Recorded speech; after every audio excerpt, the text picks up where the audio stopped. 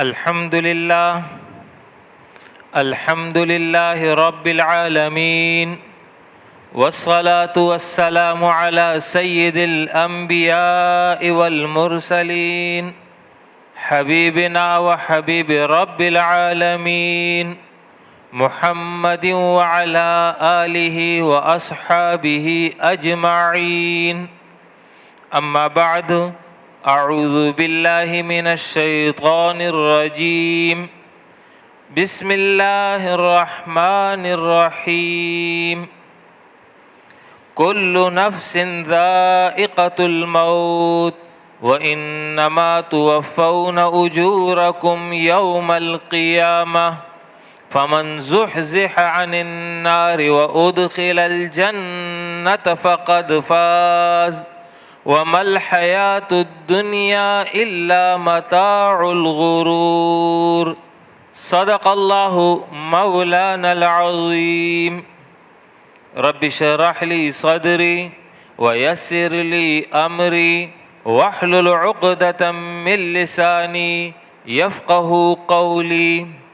اما بعد، سورہ آل عمران آیت نمبر 185 میں نے آپ کے سامنے تلاوت کی ہے۔ اس آیت مبارکہ میں اللہ رب العالمین نے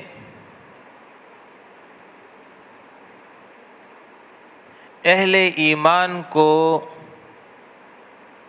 ترغیب دی ہے کہ وہ آخرت کی فکر کریں، اس کے حوالے سے تیاری کریں۔ یہ اس آیت کا مضمون ہے۔ آج کا موضوع فکر آخرت ہے۔ آخرت کا عقیدہ دین کے اہم ترین عقائد میں شمار ہوتا ہے۔ توحید، رسالت، آخرت، یہ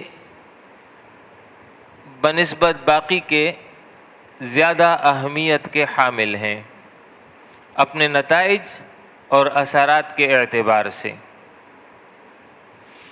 اور اخروی نتائج کے اعتبار سے، اور دنیا میں اصلاح کے حوالے سے۔ ان تین میں سے عقیدہ آخرت کی اہمیت زیادہ ہے۔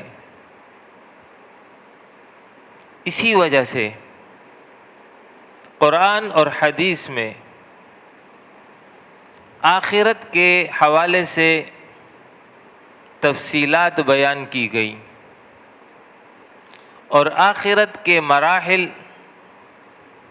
جنت اور جہنم، اس کا نقشہ اس انداز میں بیان کیا گیا ہے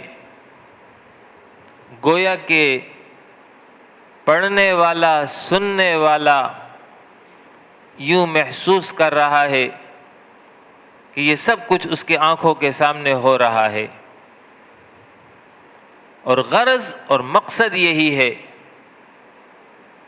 کہ انسان اپنی عاقبت کی فکر کر لے، اپنی آخرت کی طرف متوجہ ہو جائے۔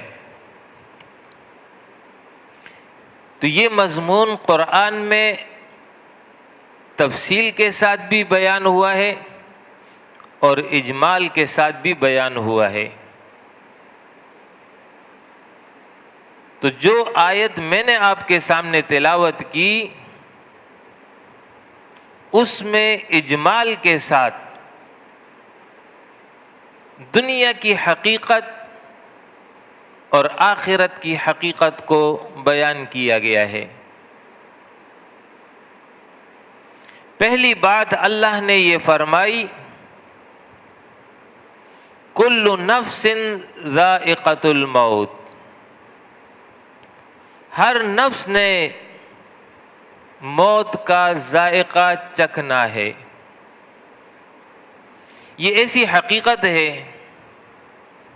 کہ جس کا ایک بھی انکار کرنے والا نہ تو ماضی میں موجود رہا، نہ آج موجود ہے، نہ ہی قیامت تک آئے گا، جو موت کا انکار کر دے کہ میں موت کو نہیں مانتا۔ یہ تمام انسانوں کے درمیان متفق علیہ مسئلہ ہے۔ اور بھی اہم اور بنیادی عقائد ہیں، حقائق ہیں، لیکن اس پر اختلاف ہے۔ بہت سارے لوگ اللہ کو نہیں مانتے، دہری ہیں کہ کائنات خود بخود بنی ہے، چل رہی ہے۔ بہت سارے لوگ دین اسلام کو نہیں مانتے، آخری پیغمبر کو تسلیم نہیں کرتے، قرآن کو تسلیم نہیں کرتے، لیکن ایک بھی موت کا منکر نہیں ہے، تسلیم کرتے ہیں کہ ہاں مرنا ہے۔ اسی وجہ سے قرآن مجید میں سورہ آل عمران میں ارشاد فرمایا کہ وَلَا تَمُوتُنَّ وَاعْبُدْ رَبَّكَ حَتَّى يَأْتِيَكَ الْيَقِينُ، اپنے رب کی عبادت کر یہاں تک کہ تجھے یقین آ جائے۔ یقین سے مراد موت ہے، یعنی یہ یقینی مسئلہ ہے، اتفاقی مسئلہ ہے۔ یہاں تک تو کل انسانیت کا اتفاق ہے، لیکن مرنے کے بعد کیا ہوگا، یہ ہے وہ بنیادی شے۔ اسی پر دار و مدار ہے دنیا کے تمام اعمال کا، اور اسی پر دار و مدار ہے آخرت کا۔ جیسا عقیدہ ہوگا، جیسے سوچ ہوگی، ویسی ہی عمل وجود میں آئے گا، اس کے مطابق پھر نتیجہ نکلے گا۔ ہمارا عقیدہ یہ ہے کہ مرنے کے بعد انسان فنا نہیں ہوتا، انسان ختم نہیں ہوتا ہے، بلکہ انسان منتقل ہوتا ہے ایک جہان سے دوسرے جہان کی طرف۔ اسی وجہ سے ہم جب آپس میں ایک دوسرے کو کسی کے مرنے کی اطلاع دیتے ہیں تو ہم یہ کہتے ہیں کہ فلاں بھائی، فلاں عزیز دوست کا انتقال ہو گیا ہے، یعنی اس نے اس جہان کو چھوڑ دیا، دوسرے جہاں منتقل ہو گیا۔ اور ہمارا یہ عقیدہ ہے کہ اصل زندگی آخرت کی زندگی ہے، دنیا کی زندگی حقیقی زندگی نہیں ہے، اور وہاں جو کامیاب ہوا وہی در حقیقت کامیاب ہوا، اور وہاں جو ناکام ہوا در حقیقت وہی ناکام ہوا، اور وہاں کی کامیابی اور ناکامی کا دار و مدار اس دنیا کے عقیدے اور عمل پر ہے۔ صحیح عقیدہ اور صحیح عمل آخرت میں فائدہ دے گا، اور غلط عقیدہ اور غلط عمل آخرت میں نقصان دے گا۔ یہ ہے اہل ایمان کا عقیدہ۔ تو پہلی بات اللہ یہ فرما رہا ہے کہ کل نفس ذائقۃ الموت، ہر نفس نے مرنا ہے۔ تم یہاں ہمیشگی کے لیے نہیں آئے ہو، تمہارے لیے دوام اور بقا اس جگہ نہیں ہے، یہاں سے تم نے کوچ کرنا ہے، یہاں سے تم نے جانا ہے۔ یہ زندگی دی ہے، پھر موت وہ دیتا ہے۔ مقصد کیا ہے؟ کیوں یہ نظام اس نے بنایا؟ اس کا جواب دیا ہے الذی خلق الموت والحیات لیبلوکم ایکم احسن عملا۔ اس نے موت اور زندگی کا یہ نظام بنایا تاکہ تمہیں آزمائے کون ہے تم میں بہترین عمل کرنے والا۔ یہ ہے وہ بنیادی مقصد جس کے لیے یہ زندگی اور موت کا نظام بنایا، اسی پر وہ فیصلہ کرے گا۔ لہذا عقل مند انسان وہ ہے، کامیاب انسان وہ ہے جو اس دنیا کی زندگی کو مہلت عمل سمجھ کر، جان کر اس سے فائدہ اٹھانے کی کوشش کرے۔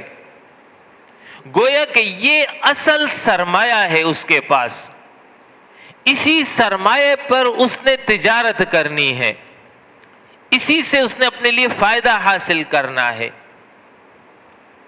اور بے وقوف اور نادان ہے وہ شخص جو اس دنیا کی زندگی کو حقیقی زندگی سمجھ بیٹھے اور اپنی عاقبت اور آخرت سے غافل ہو جائے۔ تو ٹھیک ہے، وقتی طور پر وہ سرور اور لذت حاصل کر لے گا، دنیا کے اندر وہ اپنی دلچسپیوں کا سامان جمع کر لے گا، لیکن انجام اس کے حق میں برا نکلے گا۔ والعصر ان الانسان لفی خسر، زمانے کی قسم، زمانہ گواہ ہے، شہادت دے رہا ہے، یقیناً انسان خسارے میں ہے، سوائے ان لوگوں کے جو ایمان لائے، جنہوں نے نیک عمل کیا، جنہوں نے حق کی تلقین کی، جو اس راہ میں جو ہے مشکلات آئی اس پہ صبر اختیار کر لیا، یہ تو محفوظ ہو جائیں گے۔ لیکن جس نے یہ سامان نہیں کیا، زمانہ گواہ ہے کہ یہ شخص خسارے میں ہے۔ یعنی یہ عمر جو وہ گزار رہا ہے، اس سے اگر اس نے فائدہ حاصل نہیں کیا، یہی اس کے لیے خسارہ ہے، یہی اس کے لیے جو ہے نقصان ہے۔ اور جس نے اس عمر کو قیمتی جان لیا، اصل سرمایہ سمجھ لیا، اور اس سے فائدہ حاصل کرنے کی سعی اور کوشش اس نے کر لی، وہ کامیاب ہو گیا۔ تو فرمایا کل نفس ذائقۃ الموت، ہر نفس نے مرنا ہے۔ دوسری بات فرمائی وَإِنَّمَا تُوَفَّوْنَ أُجُورَكُمْ يَوْمَ الْقِيَامَةِ، یقیناً تم کو تمہارے اعمال کا پورا بدلہ دیا جائے گا یوم القیامہ، قیامت کے دن۔ آج حساب کتاب نہیں ہے، آج آزادی ہے، آج اختیار ہے، لیکن جب یہ وقت مہلت مکمل ہوگا تو پھر اس کے بعد جو ہے ایک دن آ رہا ہے جو یوم القیامہ، جو یوم الدین کے نام سے تعبیر کیا گیا، جو یوم حساب کے نام سے تعبیر کیا گیا۔ اس دن جو ہے تم کو تمہارے عمل کا بدلہ دیا جائے گا۔ اس دن کی فکر کے حوالے سے ارشاد فرمایا وَاتَّقُوا يَوْمًا تُرْجَعُونَ فِيهِ إِلَى اللَّهِ، اے لوگو ڈرو اس دن سے جس دن تم اللہ کی طرف لوٹائے جاؤ گے، ثُمَّ تُوَفَّى كُلُّ نَفْسٍ بِمَا كَسَبَتْ، پھر ہر نفس کو پورا بدلہ دیا جائے گا جو کچھ اس نے کمایا ہوگا، وَهُمْ لَا يُظْلَمُونَ، اور ان کے ساتھ کوئی زیادتی نہیں ہوگی۔ اس دن سے خبردار کیا ہے، وہ دن جس دن انسان اپنے رب کے سامنے کھڑا ہوگا، اس دن اللہ پوچھے گا یہ 40 سال، یہ 60 سال، یہ 70 سال، یہ 90 سال جو میں نے تمہیں دیا تھا، بتاؤ کیا کر کے آئے ہو؟ خود تو نہیں پیدا ہوئے تھے، اپنی مرضی سے تو نہیں آئے تھے، میں نے تمہیں زندگی دی تھی، میں نے تمہیں یہ عمر دی تھی۔ 5 لازمی سوالات جب تک ان کے جواب نہ دے دے، رب کے دربار سے اس کے قدم ہل نہ سکیں گے۔ ساری زندگی کے بارے میں سوال، اور پھر اس کے ضمن میں متعدد سوالات ہوں گے۔ مرکزی سوال یہ ہے، بتاؤ زندگی کہاں گزاری؟ ذرا سوچئے، تصور میں لائیے، وہ عالمی اجتماع جہاں پر آدم علیہ السلام سے لے کر آخری انسان تک سب موجود ہوں گے، کوئی غائب نہیں ہوگا۔ اس عالمی اجتماع میں انسان اکیلا تنہا اپنے رب کے سامنے کھڑا ہوگا، دائیں دیکھے گا تو اس کا عمل، بائیں دیکھے گا تو اس کا عمل، کوئی ساتھی نہیں، کوئی مددگار نہیں، کوئی دوست نہیں، کوئی ساتھی نہیں۔ سوال ہوگا زندگی کہاں گزاری۔ آج تو ہم کل کی بات بھول جاتے ہیں، لیکن اس وقت ایک ایک بات انسان کو یاد آ رہی ہوگی، اس کے شب و روز کی پوری تصویر اس کے سامنے ہوگی، کہاں اس نے وقت گزارا، کس حال میں وقت گزارا، کیا حالت ہوگی انسان کی، کیا کیفیت ہوگی انسان کی۔ دوسرا سوال ہوگا، بتاؤ جوانی کو کہاں ضائع کیا؟ اصل عمر، کریم عمر 15 سے 40، یہ جو 25 سال کا عرصہ ہے، اس کے بارے میں خصوصی سوال ہوگا۔ یہ قوت، یہ شباب، یہ صلاحیت، یہ استعداد، یہ تو میں نے تمہیں دیا تھا، بتاؤ اس سے تم نے کیا فائدہ حاصل کیا؟ دنیا میں مشغول رہے، دنیا کو ترجیح دیتے رہے، یا میرے لیے کچھ لے کر آئے ہو؟ امام ترمذی نے ایک اور حدیث میں مضمون اس طرح ذکر کیا ہے، گو کہ سندن ضعیف ہے، لیکن مضمون فکر آخرت کے حوالے سے اس میں انتہائی اہم ہے۔ وہ یہ ہے، قیامت میں ایک شخص کو لایا جائے گا، اللہ اس سے پوچھے گا، ہاں میرے بندے، یاد ہے تجھے میں نے تم پر یہ نعمت کی، یہ نعمت کی؟ سب اس کو یاد ہوگا۔ اللہ پوچھے گا، بتاؤ تم میرے لیے کیا لے کر آئے ہو؟ اس کو اگر میں آج کے تناظر میں مثال کی شکل میں بیان کروں تو گویا کہ ایسا ہوگا، وہ شخص یہ کہے گا کہ اے میرے رب، تیرا بڑا شکر ہے، جوانی دی، صلاحیت دیا، علم دیا، میرے پاس مال آیا، اس کو میں نے تجارت میں لگا دیا، ایک دکان بن گئی، پھر دوسری دکان بن گئی، پھر میں نے شہر میں اور دکانیں کھول دیں، میرا کاروبار بڑھتا چلا گیا، پھر میں کراچی سے لاہور پہنچ گیا، اسلام آباد پہنچ گیا، پھر پورے ملک میں شاخیں کھل گئیں، پھر اس کے بعد میں لندن بھی گیا، پھر نیو یارک بھی گیا، پھر وہاں پر بھی یہ سب کام کیا۔ اللہ فرمائے گا، اے میرے بندے، یہ تو دنیا کا حساب ہے جو بیان کر رہا ہے، بتا میرے لیے کیا لے کر آیا ہے؟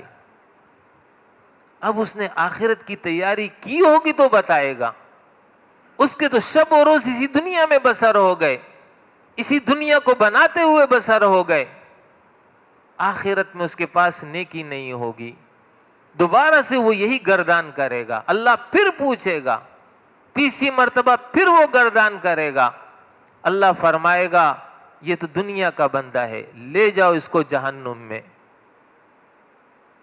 یہ ہے وہ دن جس دن انسان کو اس کا عمل پورا پورا بدلے کے طور پر دے دیا جائے گا۔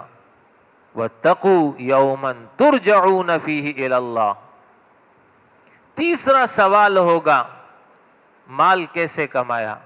سوال یہ نہیں ہے کہ مال کیوں کمایا، حلال طیب جتنا کما سکتے ہو، ہاں اللہ کا حق ادا کرو، بندوں کا حق ادا کرو، لیکن حلال اور حرام کی حدود کا خیال نہیں رکھا، بس مال اور مال اور مال، تو ایسا شخص آخرت میں تباہ ہوگا۔ نبی کریم صلی اللہ علیہ وسلم نے فرمایا، تعس عبد الدینار تعس عبد الدرہم، ہلاک ہو گیا دینار کا بندہ، ہلاک ہو جائے درہم اور دینار کا بندہ۔ یہ کون ہے؟ اس کو ملے راضی ہوتا ہے، نہیں ملے ناراض ہوتا ہے، کسی ایک جگہ نقصان ہو گیا کھانا نہیں کھاتا ہے، یہ دنیا کا بندہ ہے جس نے دنیا کو ترجیح دی ہے. آپ نے فرمایا اس کے پیر میں کانٹا بھی چبھ جائے کوئی اس کو نہ نکالے, چھوڑ دو اس کو اپنے حال پر. یہ ہے دنیا کا بندہ جس نے دنیا کو ہی حقیقی زندگی سمجھ لیا. تو سوال یہ ہوگا کہ مال کیسے کمایا, حلال حرام, جائز ناجائز. چوتھا سوال یہ ہوگا جو تم نے کمایا ہے اس کو خرچ کہاں کیا ہے. یہ نہیں میرا مال میری مرضی جو چاہوں کروں, نہیں, یہ اللہ کی امانت ہے, یہ اللہ نے تمہیں دیا ہے, اس کے بارے میں بھی وہ پورا آڈٹ لے گا. لَتُسْأَلُنَّ يَوْمَئِذٍ عَنِ النَّعِيمِ, ایک ایک نعمت کے بارے میں اللہ سوال کرے گا. پانچواں سوال, جو علم تھا اس پر عمل کتنا کیا. دین کے بارے میں علم, قرآن اللہ نے بھیجا, پیغمبر آیا, قرآن اور حدیث کی تعلیمات عام کی گئی, علماء موجود تھے, دینی تحریکیں موجود تھیں, درس قرآن ہوتے تھے, درس حدیث ہوتا تھا, اجتماعی تربیت گاہیں ہوتی تھی. کتنا فائدہ حاصل کیا, کتنا اپنا تزکیہ کیا, کتنا اس کے ذریعے اپنے آخرت کو تم نے بنایا. جب تک یہ 5 سوالوں کے جواب بندہ نہ دے دے رب کے دربار سے قدم نہ ہل سکیں گے. اس دن سے انسانوں کو خبردار کیا جا رہا ہے. یا ایھا الذین آمنوا اتقوا اللہ ولتنظر نفس ما قدمت لغد.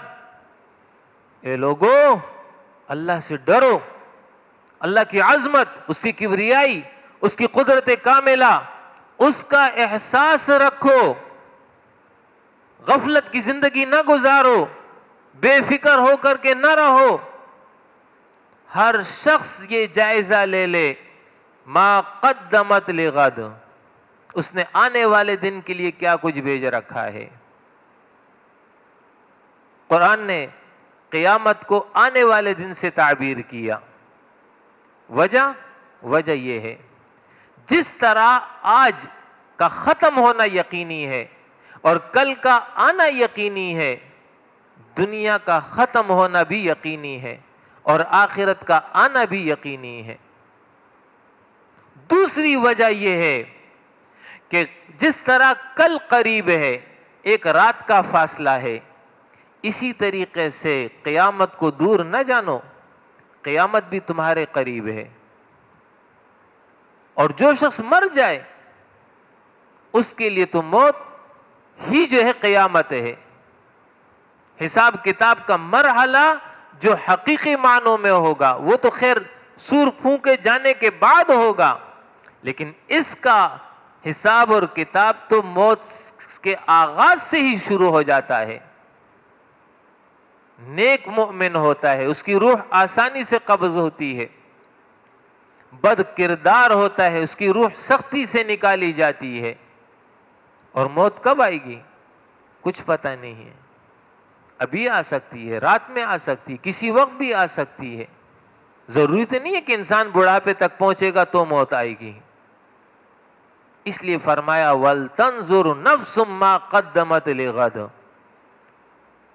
تیسرا یہ ہے کہ جس طرح ایک انسان دنیا کے اندر مستقبل کی منصوبہ بندی کرتا ہے اور اس کے مطابق چلتا ہے, طالب علم آج محنت کرتا ہے, کیوں؟ اس کا مستقبل اچھا ہو جائے. تاجر آج محنت کرتا ہے تاکہ مستقبل میں اس کو نفع حاصل ہو جائے. مزدور آج محنت کرتا ہے تاکہ مستقبل میں اس کو اچھی روزی کا سامان ہو جائے. اللہ فرما رہا ہے یہ تو دنیا کی مستقبل جس کی تم تیاری کر رہے ہو, جو تمہارا حقیقی مستقبل ہے جو موت کے بعد شروع ہو رہا ہے. وَلْتَنْظُرْ نَفْسٌ مَا قَدَّمَتْ لِغَدٍ, اس کے لیے کیا تیاری کی ہے. تو فرمایا وَاتَّقُوا يَوْمًا تُرْجَعُونَ فِيهِ إِلَى اللَّهِ. اس دن سے ڈرو, اس دن کی تیاری کرو. یوم القیامہ, قیامت کیسا ہوگا اس کو بھی قرآن نے جا بجا کھول کر بیان کیا ہے. پورا نقشہ ایسا بیان کیا کہ انسان گویا اپنے آنکھوں سے اس منظر کو دیکھ رہا ہے. ارشاد فرمایا یا ایھا الناس اتقوا ربکم, انسانوں ڈرو اپنے رب سے. ان زلزلۃ الساعۃ شیء عظیم, بے شک قیامت کا زلزلہ ایک عظیم واقعہ ہوگا. یوم ترونها تذہل کل مرضعۃ عما ارضعت, جس دن تم دیکھو گے ہر دودھ پلانے والی ماں اپنے بچے سے غافل ہو جائے گی.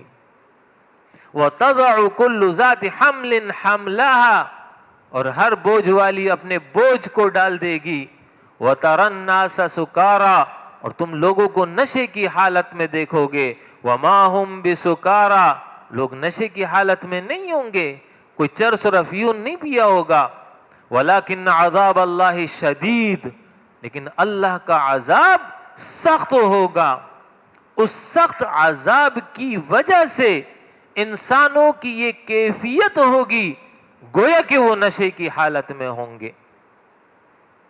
آپ صلی اللہ علیہ وسلم نے ایک حدیث میں فرمایا روز محشر ہر انسان اس کیفیت میں ہوگا جس کیفیت میں وہ پیدا ہوا تھا, بغیر ختنے کے, اور پورا بدن اس کا کھلا ہوگا, کوئی کپڑا کوئی لباس نہیں ہوگا. حضرت عائشہ صدیقہ رضی اللہ عنہا نے فرمایا اللہ کے رسول, کیا لوگ ایک دوسرے کو اس حال میں نہیں دیکھیں گے؟ آپ نے فرمایا اس وقت حالت یہ ہوگی کسی کو یہ احساس ہی نہیں ہوگا میرے برابر میں کون کھڑا ہے. ہر شخص اپنے غم میں ڈوبا ہوگا, اپنی ہی فکر میں وہ مشغول ہوگا. یہ ہے وہ دن جب واقع ہوگا انسان کی یہ حالت ہوگی. کان مقدارہ 50,000 سنہ, یہ وہ دن جو 50,000 سال لمبا ہوگا. فاصبر صبرا جمیلا, اے پیغمبر آپ عمدہ صبر اختیار کیجئے. انہم یرونہ بعیدا ونراہ قریبا, یہ لوگ اس قیامت کو دور سمجھتے ہیں, بعید از عقل سمجھتے ہیں. وَنَرَاهُ قَرِيبًا, اور ہم تو اس کو قریب ہی دیکھ رہے ہیں. يَوْمَ تَكُونُ السَّمَاءُ كَالْمُهْلِ, وہ دن جس دن جو ہے آسمان پگھلے ہوئے تانبے کی طرح ہو جائے گا. وَتَكُونُ الْجِبَالُ كَالْعِهْنِ, اور پہاڑ ایسے ہوں گے جیسے دھنکی ہوئی روئی ہوگی. آج تو یہ پہاڑ اپنی جگہ مضبوط جمے ہوئے ہیں, کوئی ان کو ہلا نہیں سکتا, لیکن روز محشر جب قیامت واقع ہوگا حالت یہ ہوگی کہ یہ پہاڑ جو ہے ریزہ ریزہ کر دیے جائیں گے اور ہوا میں جو ہے اڑا دیے جائیں گے. وہ دن فَإِذَا جَاءَتِ الصَّاخَّةُ, جب کان پھوڑنے والی آواز آئے گی, اس دن یوم یفر المرء من اخیہ وامہ وابیہ وصاحبتہ وبنیہ, جس دن انسان اپنے بھائی سے, ماں سے, باپ سے, بیوی سے, بچوں سے بھاگ رہا ہوگا. یہ قریب ترین رشتے ہیں, اس سے زیادہ قریب کوئی رشتہ نہیں ہے. یہ جو ہے غم اور پریشانی کے وقت انسان کا سہارا بنتے ہیں, لیکن روز محشر حالت ان کی یہ ہوگی ایک دوسرے سے بھاگ رہے ہوں گے. ہر ایک کو ایک ہی فکر لاحق ہوگی, کسی طرح میری جان بچ جائے. لا یسأل حمیم حمیما, جس دن جگری دوست جگری یار کو نہیں پوچھے گا. جگری دوست دنیا کے اندر ایک دوسرے پر جان نچھاور کرنے والے, لیکن قیامت میں سوال بھی نہیں کر سکے گا, بھائی میں تمہاری کچھ مدد کروں, تمہارے ساتھ کچھ تعاون کروں, تو کیا خیال ہے مشرق اور مغرب کا فاصلہ ہوگا, نظر نہیں آ رہے ہوں گے, نہیں نہیں، یبصرونہم، اللہ فرما رہا ہے ایک دوسرے کو دیکھ رہے ہوں گے، لیکن ہمت نہیں ہوگی کہ اس کا ساتھ دے سکے، اس کے ساتھ مسئلے میں تعاون کر سکے، اپنی ہی فکر اس کے لیے کافی ہوگی۔ یہ وہ دن ہے تتقلب فیہ القلوب والابصار، جس میں آنکھیں الٹ پڑیں گی، جس میں آنکھیں پترا جائیں گی۔ یہ وہ دن ہے اذا الشمس کورت واذا النجوم انکدرت، سورج لپیٹ دیا جائے گا، ستارے بے نور کر دیے جائیں گے۔ اذا رجت الارض رجا، اور جب زمین یکبارگی ہلا دی جائے گی بری طرح۔ واخرجت الارض اثقالها، زمین اپنے بوجھ کو باہر نکال کر کے پھینک دے گی۔ یہ ہے وہ دن جس سے انسانوں کو خبردار کیا گیا ہے۔ وَامْتَازُوا الْيَوْمَ أَيُّهَا الْمُجْرِمُونَ، اس دن یہ اعلان ہوگا، آج کے دن مجرم الگ ہو جائیں، مؤمنوں کے ساتھ ان کا کوئی تعلق نہیں ہے۔ وہ دن جب سور پھونک دیا جائے گا، فَلَا أَنْسَابَ بَيْنَهُمْ، اس دن لوگوں کے درمیان کوئی نسب کام نہ آئے گا۔ یہ نہیں کہ باپ باپ نہیں رہے گا، بیٹا بیٹا نہیں رہے گا، نہیں، باپ باپ ہی رہے گا، بیٹا بیٹا ہی ہوگا، لیکن ایک دوسرے کو کوئی فائدہ نہ دے سکے گا۔ اپنا عقیدہ، اپنا عمل، یہی انسان کو فائدہ دے گا۔ حَتَّى إِذَا جَاءَ أَحَدَهُمُ الْمَوْتُ قَالَ رَبِّ ارْجِعُونِ لَعَلِّي أَعْمَلُ صَالِحًا قَالَ كَلَّا بَلْ هِيَ كَلِمَةٌ وَهُوَ قَائِلُهَا وَمِنْ وَرَائِهِمْ بَرْزَخٌ إِلَى يَوْمِ يُبْعَثُونَ، جب کسی کافر، مشرک، منافق، باغی بندے پر موت آتی ہے، حقیقت منکشف ہو جاتی ہے، اس وقت کہتا ہے اے میرے رب اب مجھے یقین آ گیا، اب مجھے دنیا کی طرف لوٹا دے، ایک مہلت اور دے دے، شاید اب میں نیک عمل کر کے آؤں۔ جواب دیا جائے گا کلا، ہرگز نہیں، ممکن ہی نہیں، بل ہی کلمۃ، یہ تو ایک بات ہے، وہو قائلها، بندہ اس کا کہنے والا ہے، ومن ورائہم برزخ، اب تو قبر کی زندگی ہے، الی یوم یبعثون، دوبارہ اٹھائے جانے تک اس میں رہے گا۔ فاذا نفخ فی الصور، اور جب سور پھونک دیا جائے گا، فلا انساب بینہم، اس دن کوئی نسب ان کے درمیان نہ ہوگا۔ اس دن کام آنے والی چیز کیا ہے؟ فمن ثقلت موازینہ فاولئک هم المفلحون، جس کا پلڑا اس دن بھاری ہو گیا نیک اعمال سے، ایمان سے، یہ کامیاب ہیں، اور جس کا پلڑا اس دن ہلکا ہو گیا، ایمان ہی نہیں تھا، ایمان تھا مگر اعمال نہیں تھے، فَأُولَئِكَ الَّذِينَ خَسِرُوا أَنفُسَهُمْ، یہ وہ لوگ ہیں جنہوں نے اپنی جانوں کو نقصان اور خسارے میں ڈال دیا۔ یہ ہے یوم القیامہ۔ پھر فرمایا فَمَنْ زُحْزِحَ عَنِ النَّارِ وَأُدْخِلَ الْجَنَّةَ فَقَدْ فَازَ، جو شخص اس دن آگ سے دور کر دیا گیا اور جنت میں داخل کر دیا گیا، فقد فاز، یہی کامیاب ہوا۔ تو آگے بڑھنے سے پہلے جہنم کے حوالے سے قرآن کیا کہہ رہا ہے؟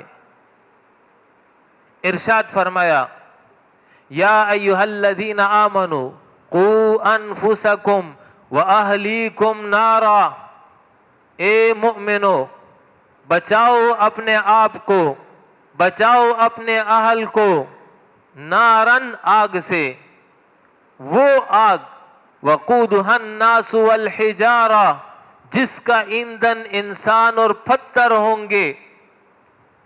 دنیا کی جتنی بھی آگ ہے، اس میں کوئی آگ ایسی نہیں ہے کہ اس میں انسانوں کو ڈالا جائے، پتھروں کو ڈالا جائے تو آگ میں شدت آ جائے۔ دنیا کی آگ کا ایندھن پیٹرول ہے، تیل ہے، گیس ہے، آتش گیر مادہ اشیاء ہے، کپڑا ہے، لکڑی ہے، لیکن دنیا کی کوئی آگ ایسی نہیں ہے انسانوں کو ڈالا جائے آگ میں شدت آ جائے۔ قیامت کی آگ جس میں انسانوں کو ڈالا جائے گا تو آگ کے اندر شدت آ جائے گی، یعنی انسان اس آگ کے لیے ایندھن کا کام کریں گے۔ اس آگ سے بچنے کا حکم اللہ اہل ایمان کو دے رہا ہے۔ الفاظ پہ غور کیجئے گا، خطاب کافروں سے نہیں ہے، مشرکوں سے نہیں ہے، منافقین سے نہیں ہے کہ اپنے آپ کو آگ سے بچاؤ، اہل ایمان سے خطاب ہے، اے مومنو تم اپنے آپ کو آگ سے بچاؤ۔ مطلب کیا ہے؟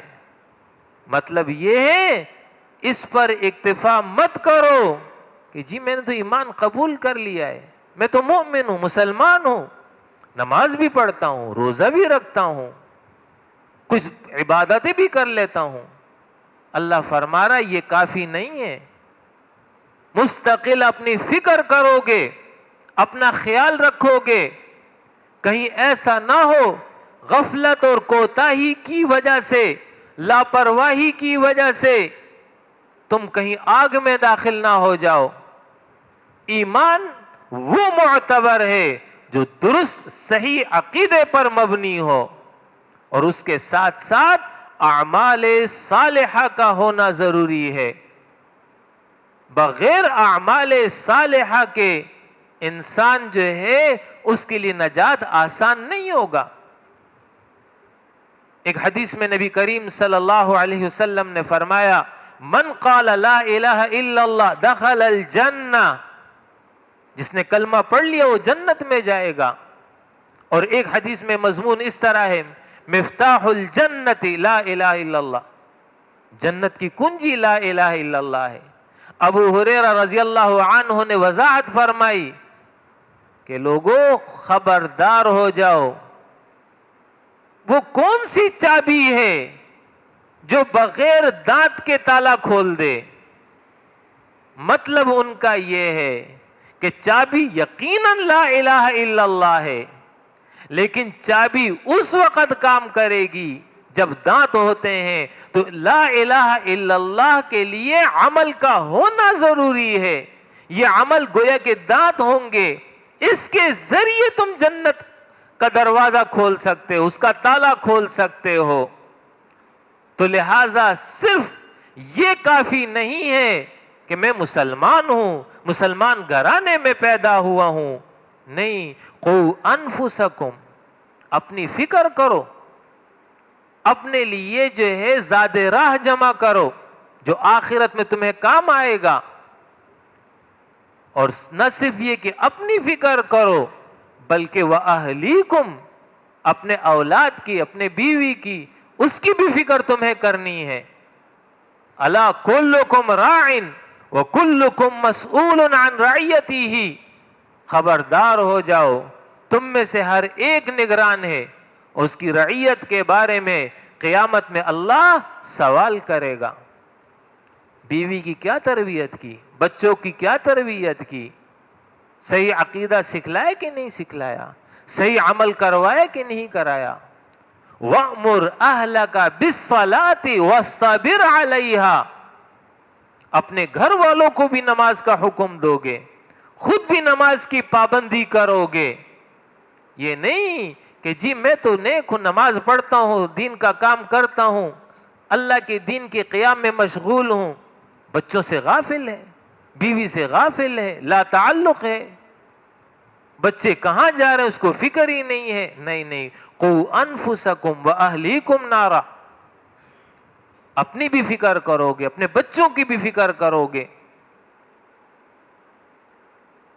اور جب انسان اس میں کوتاہی کرتا ہے تو اگرچہ ذاتی طور پر وہ کتنا ہی نیک کیوں نہ ہو، لیکن اپنے اولاد کی وجہ سے وہ پھر جہنم میں چلا جاتا ہے، اس لیے کہ ان کی ذمہ داری اس پر تھی، اس ذمہ داری کو نہیں نبھاتا، تو قیامت میں وہی اولاد جس کے لیے اس نے دنیا بنائی، آخرت نہیں بنائی، وہی اولاد اس کے خلاف مقدمہ دائر کرے گی کہ یہ میرا باپ تھا، اس نے مجھے نہ صحیح عقیدہ سکھلایا، نہ صحیح عمل کی طرف رہنمائی کی۔ تو انسان جو ہے اپنے اولاد کی وجہ سے جو ہے عذاب میں گرفتار ہو جائے گا۔ قُوا أَنفُسَكُمْ وَأَهْلِيكُمْ نَارًا، اپنی بھی فکر کرنی ہوگی، اپنے اولاد کی بھی فکر کرنی ہوگی۔ جس بات کو آپ اپنے لیے صحیح سمجھتے ہیں اس بات کے لیے آپ نے اپنے اولاد کو بھی تیار کرنا ہوگا۔ اگر آپ اقامت دین کا کام کر رہے ہیں، اگر آپ غلبہ دین کا کام کر رہے ہیں، آپ یہ سمجھتے ہیں کہ یہی راستہ جنت کا ہے، آپ سمجھتے ہیں کہ یہی راستہ کامیابی کا ہے، آپ کی اولاد بھی اسی راستے پر گامزن ہونا چاہیے، آپ کی اہلیہ بھی اس راستے میں آپ کے ساتھ سفر اس کو کرنا چاہیے۔ یہ نہیں کہ خود تو دین کے کام میں مشغول ہے اور اولاد کسی اور جگہ مشغول ہے، اور جب اس میں کوتاہی ہوتی ہے تو نتیجہ کیا ہوتا ہے کہ پھر ایسے واقعات سننے کو ملتے ہیں کہ کسی رکن جماعت کا انتقال ہوا تو اگلے ہی دن اس کے بچے جو جماعتی کتب، لٹریچر، تفہیم وغیرہ جو والد نے گھر پہ رکھا ہوا تھا اس کو جمع کیا اور جماعت کے دفتر میں پہنچا دیا کہ یہ ہمارے باپ کا ترکہ ہے، وہ تو چلا گیا ہے، ہمیں اب کسی اس کی ضرورت نہیں ہے۔ پھر جماعت کے کتب خانے میں اس کو جمع کرا دیا گیا۔ کہیں ایسا نہ ہو جائے۔ قُوا أَنفُسَكُمْ وَأَهْلِيكُمْ نَارًا، اپنی بھی فکر کرو گے، اپنے اولاد کی فکر کرو گے۔ پھر فرمایا یہ وہ آگ ہے کلما خبت زدناہم سعیرا، جب کبھی یہ آگ بجھنے لگے گی ہم اس آگ کو اور بھڑکا دیں گے۔ کلما نضجت جلودہم بدلناہم جلودا غیرہا لیذوقوا العذاب، جب کبھی مجرموں کی کھالیں گل جائیں گی، جل جائیں گی، اللہ ان کھالوں کو دوسری کھالوں سے بدل دے گا۔ کیوں؟ تاکہ چکھتے رہیں عذاب کو۔ یہ وہ آگے لا یذوقون فیہا بردا ولا شرابا، جس میں نہ ٹھنڈک ہوگی اور نہ ہی جو ہے اس میں پینا ہوگا، الا حمیم وغساقا، ہاں گرم کھولتا ہوا پانی ہوگا اور پیپ ہوگا جو ان جہنمیوں کو دیا جائے گا۔ لا یسمن ولا یغنی من جوع، یہ وہ جہنم جس میں انسان جو ہے غذا سے نہ طاقت بدنی طور پہ پکڑے گا، نہ ہی جو ہے اس کی بھوک مٹے گی۔ لا یموت فیہا ولا یحیا، وہاں انسان کی حالت یہ ہوگی نہ وہ جی سکے گا نہ وہ مر سکے گا، اسی کیفیت میں وہ جو ہے وقت گزار رہا ہوگا۔ ان یستغیثوا یغاثوا بماء کالمہل، اگر پانی مانگے گا پیاس کی شدت کی وجہ سے اس کو کھولتا ہوا پانی جو ہے تانبے کی طرف پگھلتا ہوا تانبا ہوگا، وہ پانی پیش کیا جائے گا، لو اور اس کو پیو۔ یتجرعہ، اللہ فرما رہا ہے یتجرعہ ولا یکاد یسیغ، وہ جو ہے پیاس کی شدت کی وجہ سے اس کھولتے ہوئے پانی کو پینا چاہے گا کہ پیاس مٹ جائے، لیکن وہ پی نہیں سکے گا۔ حالت یہ ہوگی وَيَأْتِيهِ الْمَوْتُ مِنْ كُلِّ جانب، ہر جانب سے موت اس پر چھائی ہوئی ہوگی۔ وَمَا هُوَ بِمَيِّتٍ، وہ مرے گا نہیں۔ وَمِنْ وَرَائِهِ عَذَابٌ غَلِيظٌ، اس سے آگے اس سے بھی زیادہ سخت عذاب ہوگا۔ یہ ہے وہ آگ۔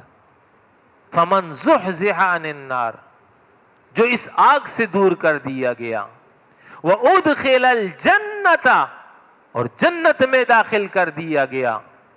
جنت اس حوالے سے قرآن مجید اور نبی اکرم صلی اللہ علیہ وسلم نے جو تفصیلات بیان کی ہے ترغیب کے لیے، شوق دلانے کے لیے، متوجہ کرنے کے لیے، اس کا ایک خلاصہ آپ کے سامنے رکھ رہا ہوں. لا یستوی اصحاب النار و اصحاب الجنہ اصحاب الجنت هم الفائزون. برابر نہیں ہے جہنم والے اور جنت والے، بلکہ فرمایا اصحاب الجنت هم الفائزون، اہل جنت ہی کامیاب ہیں. ایسا نہیں ہو سکتا ہے ایک اللہ کا فرما بردار ہو، دوسرا اللہ کا باغی ہو، دونوں کے ساتھ یکساں سلوک ہو جائے. افنجعل المسلمین کالمجرمین، کیا ہم مسلمانوں کو مجرموں جیسا بنا دیں گے؟ ابراہیم اور نمرود، فرعون اور موسیٰ، ابو جہل اور نبی کریم صلی اللہ علیہ وسلم، کیا ان کا ایک ساتھ معاملہ ہوگا؟ ہرگز نہیں، ایسا نہیں ہو سکتا ہے. جو شخص اس دنیا کے اندر مؤمنانہ زندگی گزارے گا، فرمایا کہ وہی کامیاب ہے. اصحاب الجنت ہم الفائزون، یہ وہ جنت جس کا حقیقی تصور انسان اس دنیا میں نہیں کر سکتا. اپنے سوچ کے مطابق تصور میں بہت ساری چیزیں لا سکتا ہے، لیکن اس کا اس حقیقی جنت سے دور دور کا بھی رشتہ نہیں ہے. ما لا عین رأت ولا اذن سمعت ولا خطر على قلب بشر، نہ کسی آنکھ نے اس کو دیکھا، نہ کسی کان نے اس کو سنا، نہ کسی کے دل میں اس کے بارے میں خیال آ سکتا ہے.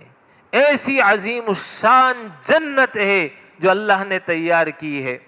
وہ جنت جس کے 8 دروازے، 2 دروازوں کے درمیان 600 سال کی مسافت.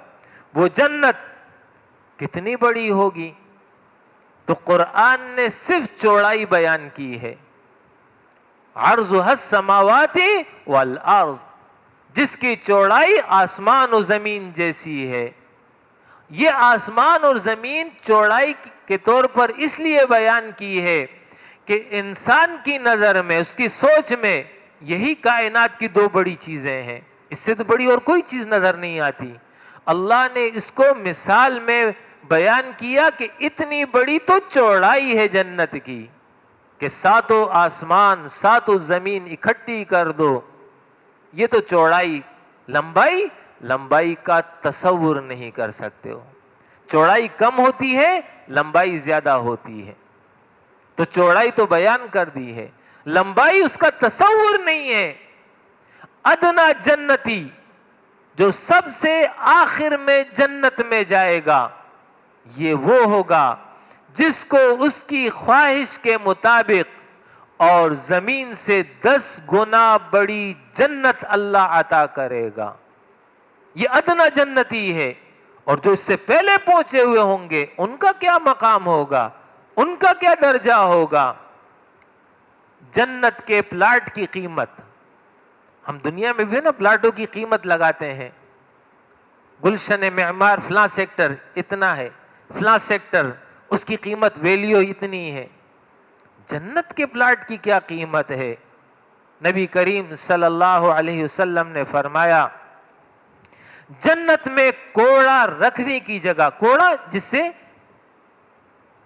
گھوڑے کو چابک لگاتے ہیں، فرمایا کہ اتنی جگہ جتنی یہ گھیر لے، اتنی جگہ دنیا اور دنیا کے اندر جو کچھ ہے اس سے زیادہ قیمتی ہے.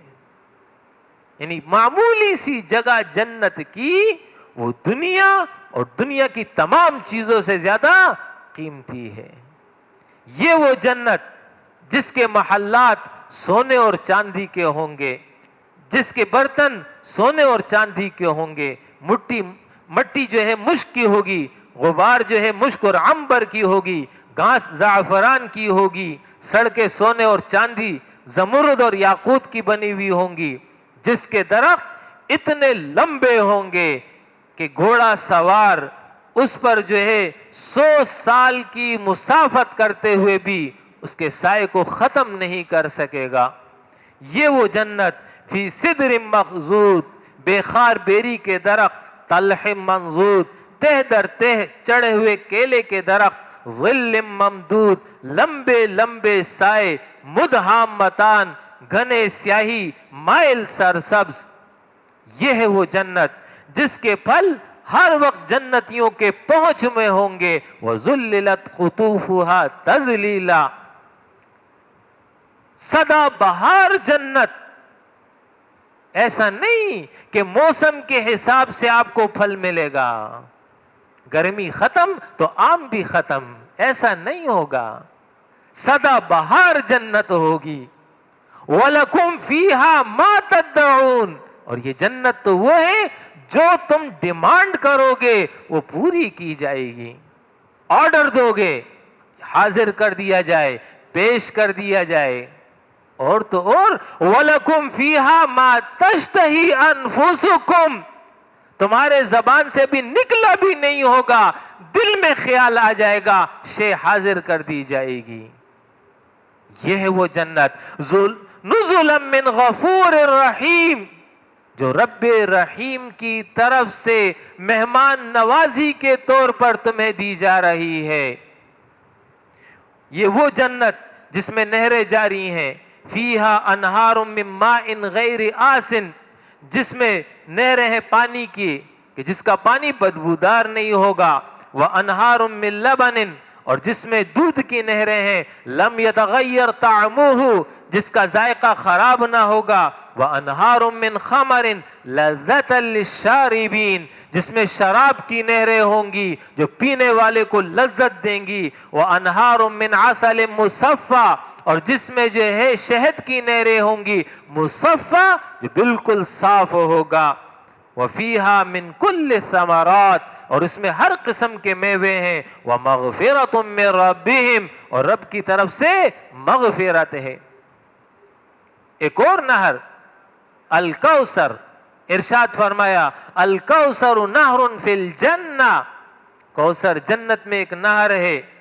حافتاہ من ذہب، جس کے دونوں پارٹ سونے کے ہوں گے. ومجراہ علی الدرر والیاقوت، اور جس کا پانی موتی اور یاقوت پر چل رہا ہوگا.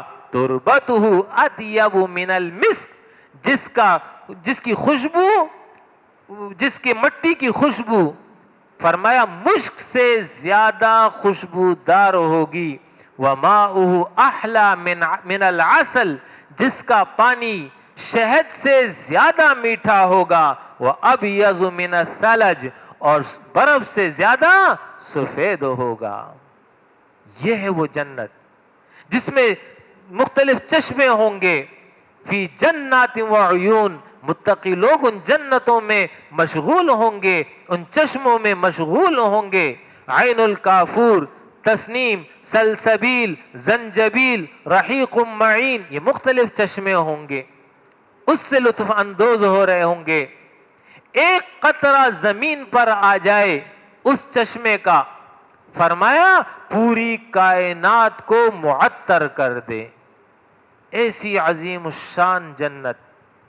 فرمایا کہ یہ ہے وہ جنت جس کی ترغیب اللہ دے رہا ہے. سارعوا الی مغفرۃ من ربکم وجنہ. لوگوں دوڑ چلو رب کی مغفرت کی طرف، لوگوں دوڑ چلو جنت کی طرف. مسابقت، مقابلہ اس جنت کے لیے کرو. اب تک میں نے جو بیان کیا یہ تو جنت کے عام مناظر میں سے چند مناظر تھے. آئیے آپ کو میں لے چلتا ہوں جنت الفردوس، جنت کا اعلیٰ ترین درجہ، سب سے اوپر عرش الہی، پھر مقام محمود نبی کریم صلی اللہ علیہ وسلم کا مقام، پھر اس کے بعد جنت الفردوس. جنت میں ترتیب یہ ہوگی کہ درجات اوپر سے نیچے کی طرف ہوں گے. جنت میں 100 درجے ہیں اور 2 درجوں کے درمیان آسمان زمین جتنا فاصلہ ہے. تو سب سے اعلیٰ جنت جنت الفردوس. آئیے اس کا منظر آپ کو دکھا دوں. اہل جنت بیٹھے ہوئے ہیں، ساقی مجلس، نور مجلس اللہ خود ہوگا. وَسَقَاهُمْ رَبُّهُمْ شَرَابًا طَهُورًا. ان کا رب ان جنتیوں کو پاکیزہ شراب دے گا. کیا حسین منظر ہوگا. کیا دلچسپ منظر ہوگا. یہ ہے وہ جنت جس میں اللہ پاک نے حوریں بنائی ہیں کہ ایک عورت اگر جنت والی دنیا کی طرف نظر کر لے تو اس کی وجہ سے جو ہے اس کی روشنی، اس کی چمک کا حال یہ ہوگا کہ آسمان اور زمین کا جو درمیانی علاقہ ہے یہ بالکل روشن ہو جائے گا. جیسے سورج نکلتا ہے روشنی آتی ہے، وہ اگر دنیا کی طرف نظر کر لے پوری دنیا چمک اٹھے گی. اور جو دوپٹہ اس نے پہنا ہوا ہے خیر من الدنیا وما فیہا، یہ دنیا اور دنیا کے تمام چیزوں سے زیادہ قیمتی ہے. جنت میں خادم اور غلمان چکر لگا رہے ہوں گے، دوڑ رہے ہوں گے، آ رہے ہوں گے، جا رہے ہوں گے. اور اے جنتیوں تم وہ منظر دیکھو تو تم یہ محسوس کرو گویا کہ موتی ہیں جن کو بکھیر دیا گیا ہے. ایک حسین منظر، ایک دلچسپ منظر. آپ رات کو دیکھتے ہیں نا بعض جگہ پر جو لائٹیں ہوتی ہیں رنگین مختلف قسم کی بجھتی ہیں، جلتی ہیں، ایک خاص قسم کا ایک ماحول بنا دیتی ہیں. جنت میں بھی یہی منظر ہوگا. یہ خادم اور غلمان آ رہے ہوں گے، جا رہے ہوں گے، چکر لگا رہے ہوں گے. اس کی وجہ سے جنت میں ایک حسین منظر بنا ہوا ہوگا. یہ ہے وہ جنت جس کے بارے میں فرمایا کہ جو اس میں داخل ہو گیا وہ کامیاب ہو گیا. جب جنتی جنت میں داخل ہوں گے وہ منظر کیا ہوگا اس کو بھی قرآن نے بیان کیا.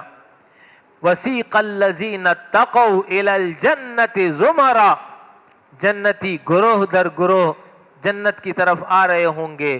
حَتَّى إِذَا جَاءُوهَا، یہاں تک کہ وہ جنت میں قریب پہنچیں گے. وَفُتِحَتْ أَبْوَابُهَا، جنت کے دروازے کھول دیے جائیں گے. وَقَالَ لَهُمْ خَزَنَتُهَا، جنت کا جو داروغہ ہوگا، جو ذمہ دار ہوگا، وہ یہ کہے گا سلام علیکم، تم پر سلامتی ہو، وہ تم خوش ہو جاؤ.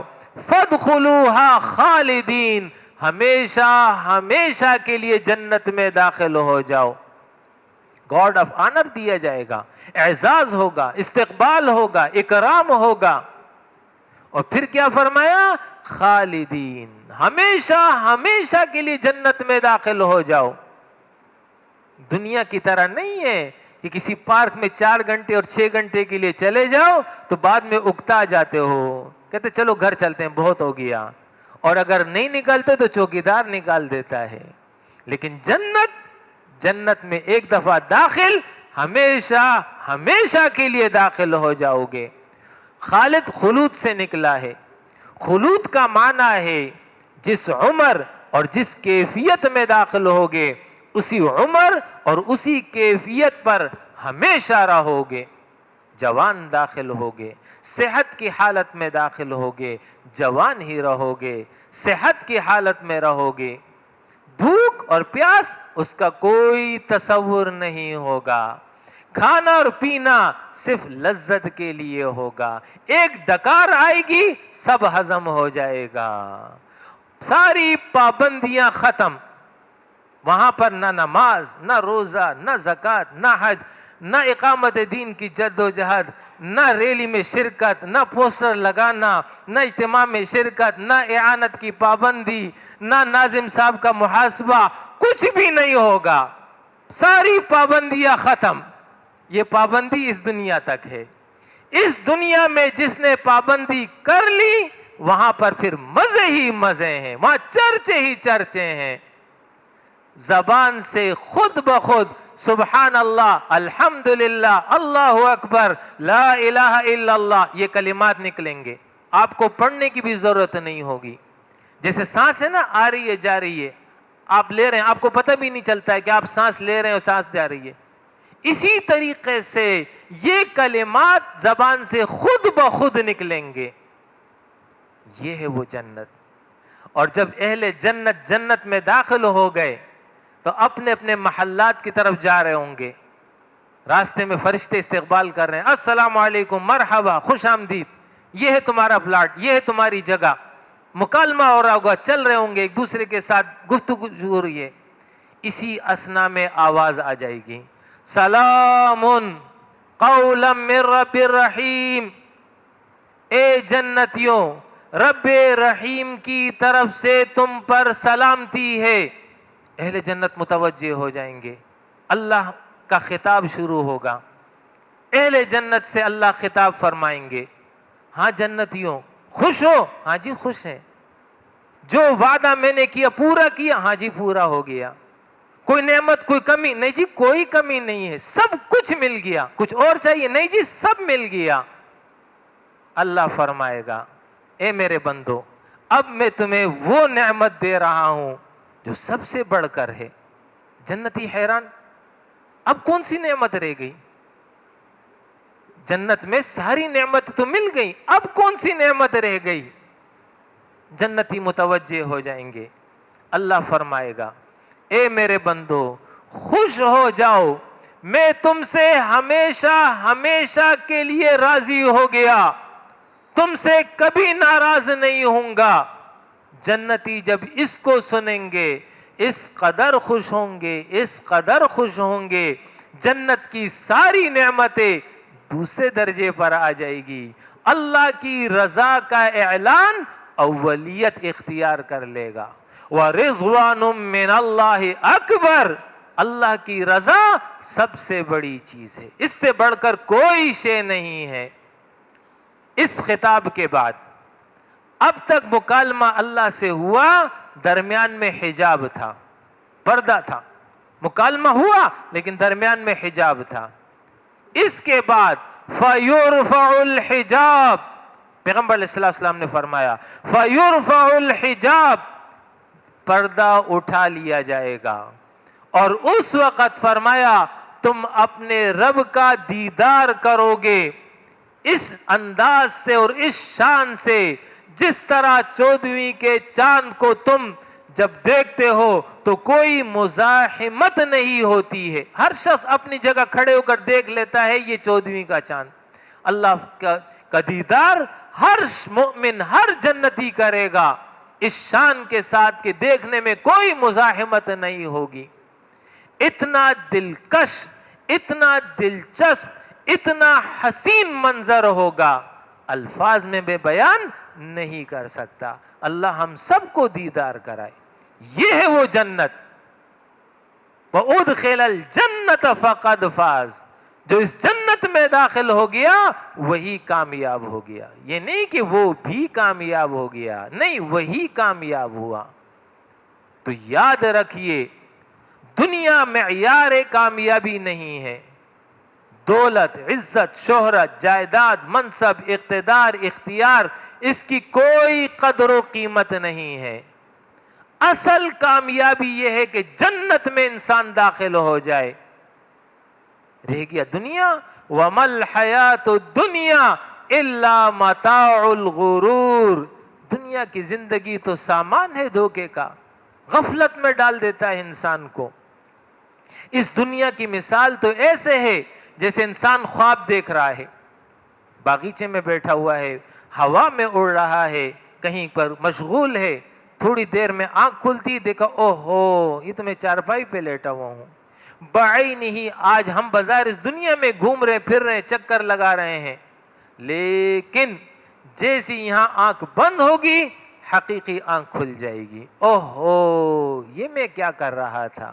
وَمَا الْحَيَاةُ الدُّنْيَا إِلَّا مَتَاعُ الْغُرُورِ, لہٰذا یہ دنیا تمہیں دھوکہ نہ دے دے, یہ دنیا کے اسباب تمہیں غافل نہ کر دے. یہ ہے وہ جنت جس کی ترغیب اللہ نے دی ہے, اور وہ جہنم تھا جس سے اللہ پاک نے بچنے کی تلقین کی ہے.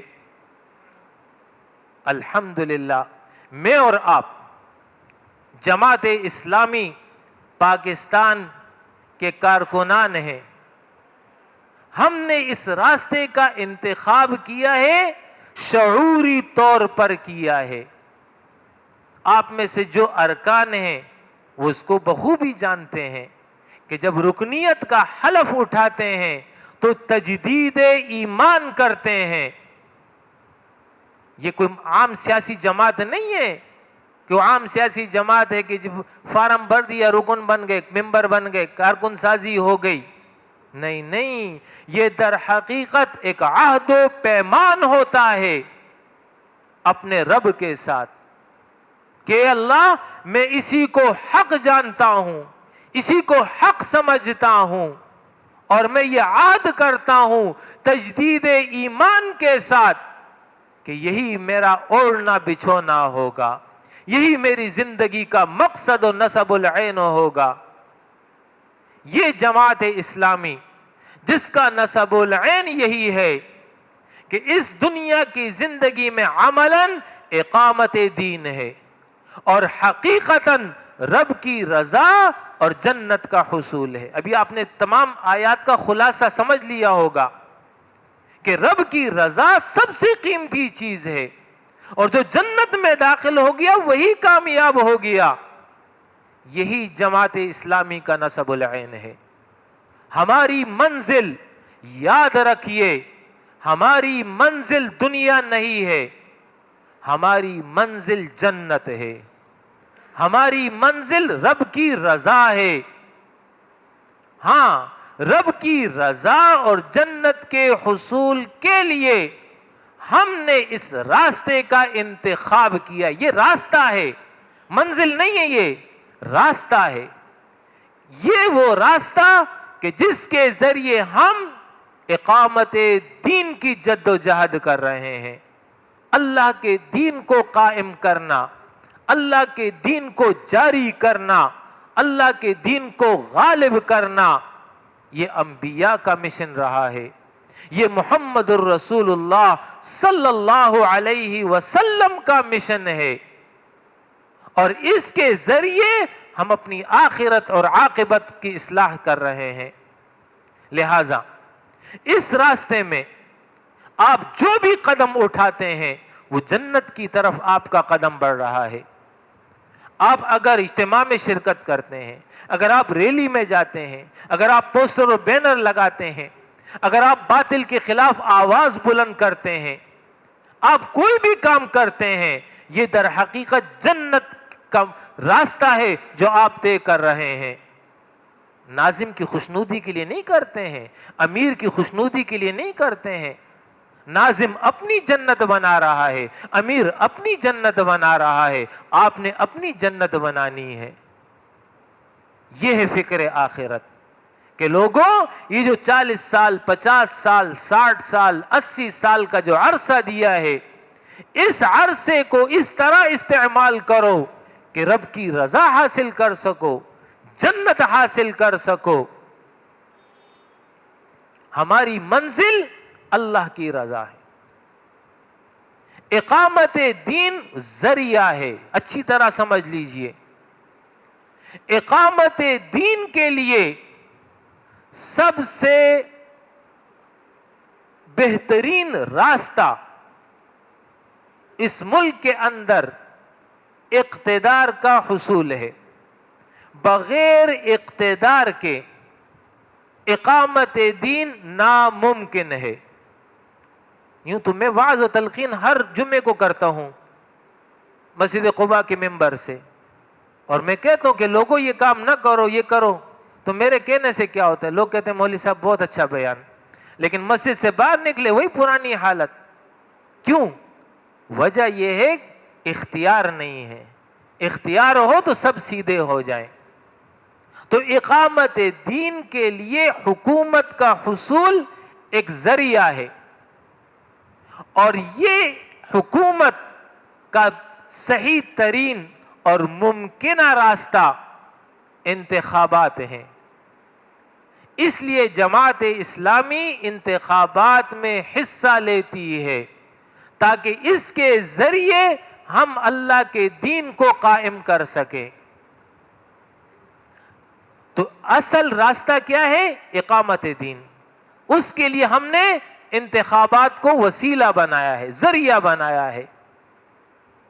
مفکر اسلام سید ابو الاعلی مودودی رحمہ اللہ نے قرآن اور حدیث کے گہرے مطالعے کے بعد شرح صدر کے ساتھ اس کو بیان کیا ہے کہ یہی راستہ ہے انقلاب کا، اور اس کا طریقہ کار یہ بتایا ہے: تطہیر افکار، تعمیر افکار، اصلاح معاشرہ۔ یہ تین کام آپ نے پہلے کرنے ہوں گے۔ جب تک تطہیر افکار نہیں ہوگا، تعمیر افکار کا عمل پورا نہیں ہوگا، اصلاح معاشرہ ممکن ہی نہیں ہے، اور جب اصلاح معاشرہ ممکن نہیں ہے، انقلاب بھی نہیں آئے گا۔ اگر محض اقتدار منزل ہو تو مولانا سید ابو الاعلی مودودی رحمہ اللہ اس منزل کو 60 کی دہائی میں حاصل کر سکتے تھے، 70 کی دہائی میں بھی حاصل کر سکتے تھے۔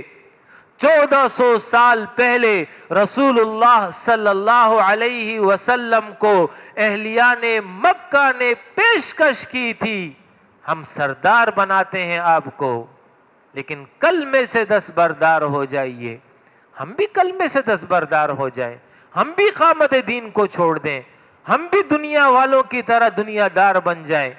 یقین جانیے یہ اقتدار ہمارے قدموں میں آ جائے گا، لیکن ہماری آخرت نہیں بنے گی، ہماری عاقبت نہیں بنے گی۔ اس لیے ہم نے شعوری طور پر اس راستے کا انتخاب کیا ہے کہ راستہ انتخاب ہے اور طریقہ کار یہی ہے کہ تطہیر افکار، تعمیر افکار، اصلاح معاشرہ۔ لہذا میں آپ تمام حضرات سے یہ گزارش کروں گا، اپیل کروں گا کہ فکر آخرت کا تقاضا ہی یہی ہے کہ آپ اپنی اصلاح کریں، اپنے گھر کی اصلاح کریں، اپنے گھر کے ماحول کو بدلیں، اور جو منظم اجتماعی جد و جہد ہو رہی ہے اس میں شریک رہیے اور لوگوں کی اصلاح کا کام کیجیے۔ آج کا یہ اجتماع ایک نمونہ ہے۔ ہونا یہ چاہیے کہ اس کے بعد آپ اس عزم کے ساتھ اٹھیں، اس حوصلے کے ساتھ اٹھیں، اس قوت کے ساتھ اٹھیں کہ ہم نے اس گلشن معمار کو بدلنا ہے، ہر فرد تک پہنچنا ہے، ہر فرد کو جو ہے دین کی دعوت دینی ہے، ہر فرد کا تزکیہ اور تربیت کا کام کرنا ہے۔ جب تک یہ تطہیر افکار اور تعمیر کردار کا کام نہیں ہوگا، انقلاب کی منزل قریب نہیں آ سکتی ہے۔ لہذا فکر آخرت کا تقاضا یہی ہے کہ اس کام کو کیا جائے۔ آپ کی یہ پلرز پر مفکر اسلام سید ابو الاعلی مودودی رحمہ اللہ کے اقوال لکھے ہوئے ہیں، لیکن میں یہاں کہنا چاہوں گا کہ یہ اقوال تو اس وقت ہمارے حق میں درست ہوں گے جب ہم نے اپنی ڈیوٹی پوری کی ہو، لیکن اگر ہم نے اپنی ڈیوٹی پوری نہیں کی ہو تو یہ اقوال پھر ہمارے حق میں نہیں ہیں۔ ہمیں اپنی ڈیوٹی پوری کرنی ہوگی، اپنا کام پورا کرنا ہوگا، ہمیں ہر فرد تک پہنچنا ہوگا۔ ہاں، ہم ہر فرد تک پہنچ گئے، ہم نے اپنی ذمہ داری پوری کر دی، پھر یہ اقوال ہمارے آپ کے حق میں ہیں۔ لیکن اگر یہاں کی اکثریت جماعت اسلامی کو پی ٹی آئی اور پیپلز پارٹی اور ایم کیو ایم جیسی ایک جماعت سمجھتی ہو تو پھر جو ہے یہ نقص مجھ میں ہے، یہ نقص پھر آپ میں ہے۔ آپ نے پھر جماعت اسلامی کا تعارف ہی ان کے سامنے نہیں رکھا ہے کہ جماعت اسلامی محض سیاسی جماعت نہیں ہے، جماعت اسلامی غلبہ دین، احیاء دین کی تحریک ہے۔ اس کا ساتھ دینا در حقیقت جنت کے راستے پر چلنا ہے، اس کا ساتھ دینا در حقیقت رب کی رضا کو حاصل کرنا ہے۔ آپ یہ سبق پڑھائیے تو صحیح نا، آپ یہ سبق لوگوں کو سمجھائیے تو صحیح نا، پھر دیکھیے کہ کیسے انقلاب آتا ہے۔ یہی قرآن تھا، پیغمبر بیان کرتے ہیں، مشرکین بے چین ہو جاتے ہیں۔ لا تسمعوا لهذا القرآن والغوا فيه لعلكم تغلبون، مت سنو اس قرآن کو، قرآن اگر غالب آ گیا تم ختم ہو جاؤ گے. یہی قرآن میرے اور آپ کے پاس موجود ہے.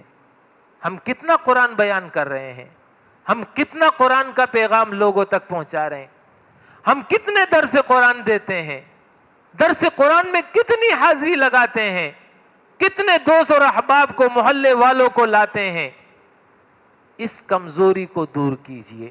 اس کمزوری کو دور کریں گے, یقین جانیے کسی اور کی جنت بنے یا نہ بنے, آپ کی جنت تو پکی ہے. اقول قولی ھذا واستغفر اللہ لی ولکم ولسائر المؤمنین وآخر دعوانا ان الحمد للہ رب العالمین.